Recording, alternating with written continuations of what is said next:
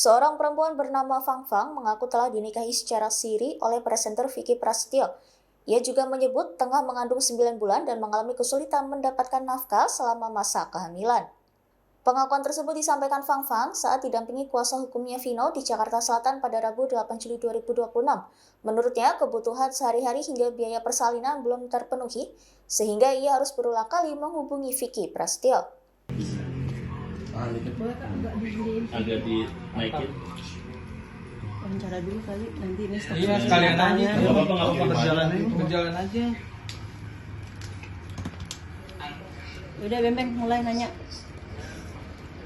Oke. Sebentar. Hari ini kan jadi ada apa sih mungkin kabarnya ini korban dari Vicky? Saya langsung saja ke narasumber ya. Jadi narasumber ini meminta perlindungan hukum kepada saya. Ya, narasumber ini merasa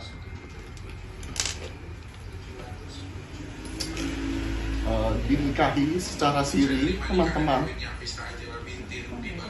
Lalu setelah hamil diterlantarkan. Untuk makan aja dia susah nih teman-teman. Dan klien saya ini selalu menghubungi VP untuk meminta nafkah dari makan, biaya persalinan dan sebagainya, tapi VP ini sangat sulit dihubungi, ya, sangat susah sekali untuk dihubungi.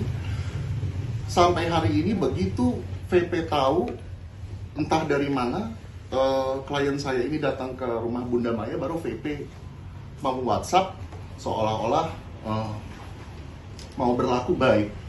Tapi selama berbulan-bulan lamanya sebelum klien saya memutuskan untuk speak up, klien saya ini diterlantarkan dalam kondisi hamil 9 bulan. Dan ini sudah pembukaan satu. Dia ngomong sama saya, Vin, aku takut banget untuk speak up di media, aku takut diintimidasi. Karena tidak cuma diterlantarkan, klien saya ini juga mendapatkan intimidasi dari akun Instagram yang saya duga juga ada hubungan keluarga dengan si VP. Mungkin kamu bisa tunjukkan akun Instagram yang mengintimidasi kamu ya. Sudah diterlantarkan, tidak dibiayai, plus masih dibully gitu loh. Coba baca-baca kata-katanya. Baca aja nggak? Baca aja. Boleh dibacain nggak? Kamu baca kata-katanya apa aja dari atas. Kata-katanya, ada masalah apa sih lo nulis di caption kayak gitu? Makanya lo jadi perempuan biar mahal, manusia murah lo. Terus ada lagi, haus banget validasi ya. Nih gue kasih tahu, jadi perempuan itu harus bisa jaga kemaluan lo sendiri. Drama banget hidup lo, nganggur sih, nggak punya apa-apa juga. Tunjukin, zoom. Jadi sudah diterlantarkan, tidak dibiayai ya. Terus juga uang digoreng-goreng kadang-kadang ya. Minta uang juga susah banget, hanya untuk makan saja susah ya. Sampai makan aja kadang dibelikan sama orang lain. Tapi masih diperlakukan, dikata-katain seperti ini. Oke, Bang. Sebentar. Kronologi. Mbak bisa jelasin dulu kronologis Mbak kenal sama Vicky, menikah kapan sampai Nggak apa-apa, akhir. Mbak, langsung sebut nama begitu. Nggak apa-apa. Mbak kenal sama Vicky kapan, menikahnya kapan, seperti apa awalnya kenal sama Vicky. Coba jelasin aja, Mbaknya dulu sebagai korban. Kalau awalnya memang karena saya berlokasi di Pati dan kebetulan VP ini memang waktu itu memang sedang ada pekerjaan di Pati dan saya sudah dari setahun yang lalu. Jadi karena bolak-balik ke Pati, karena saya juga berdomisili di Pati, kebetulan kenal di situ.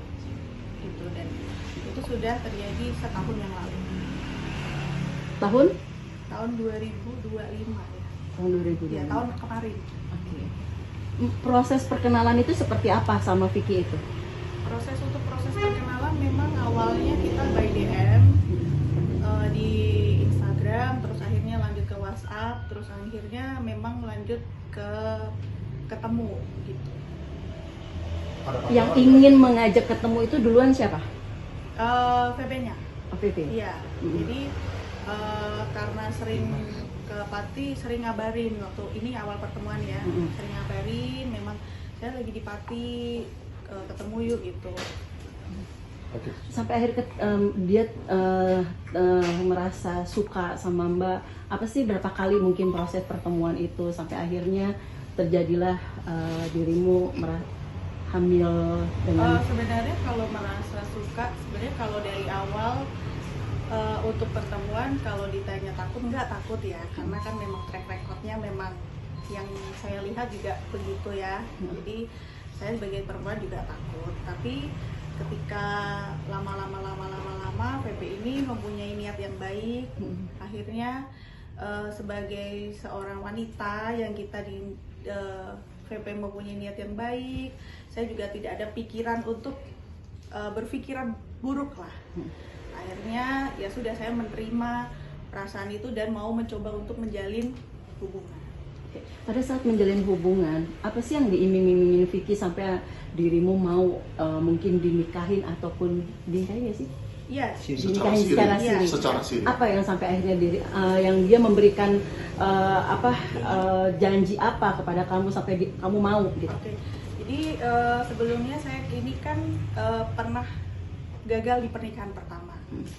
Jadi karena ini pernikahan kedua saya dan VP ini menjanjikan sesuatu hal yang tidak saya dapatkan di pernikahan pertama saya. Maka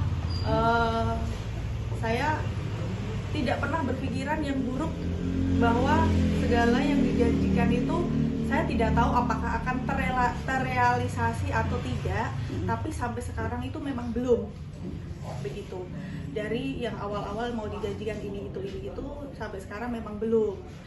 Saya tidak mau mengatakan oh tidak terrealisasi, karena saya juga tidak mau, maksudnya kan saya mau merealisasikan, saya tidak mau berkata tidak, tapi sampai sekarang dan sampai detik ini memang belum apa yang selalu dijanjikan kepada saya pada saat itu. Mbak, mungkin nikah dulu atau hamil dulu? Just be fair, just be open. Jadi begini, memang karena saya memang hamil duluan, tapi waktu itu ketika mau menikah, VP ini memastikan bahwa memang bayi yang ada di kandungan saya ini memang benar-benar sudah ada detak jantungnya. Jadi menunggu untuk oh benar-benar ini ada nyawanya gitu, baru kita menikah. Lalu mau memang bertanggung jawab awalnya ya? Karena memang VP yang menginginkan anak ini. Jadi sebelum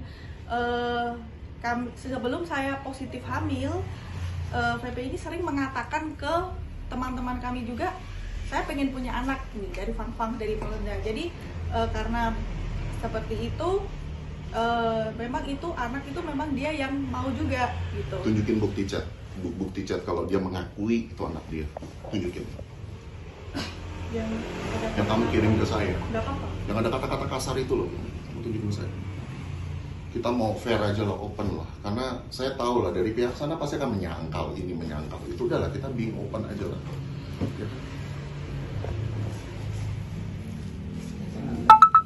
Boleh dibacain kan? Kelihatan nggak?